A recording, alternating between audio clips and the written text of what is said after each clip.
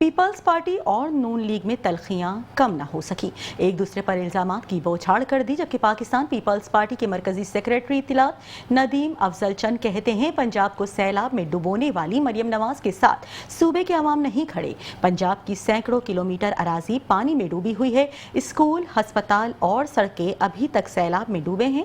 पंजाब के अवाम जल से नहीं, लोकल गवर्नमेंट के इलेक्शन मांगते हैं। पीपल्स पार्टी और नून लीग में तल्खियां कम न हो सकी। एक दूसरे पर इल्जामात की बौछार कर दी। जबकि पाकिस्तान पीपल्स पार्टी के मरकजी सेक्रेटरी इत्तलात नदीम अफजल चंद का कहना है कि पंजाब को सैलाब में डुबोने वाली मरियम नवाज के साथ सूबे के अवाम नहीं खड़े। पंजाब की सैकड़ों किलोमीटर अराजी पानी में डूब चुकी है। स्कूल, अस्पताल और सड़कें अभी तक तालाब का मंजर पेश कर रही हैं।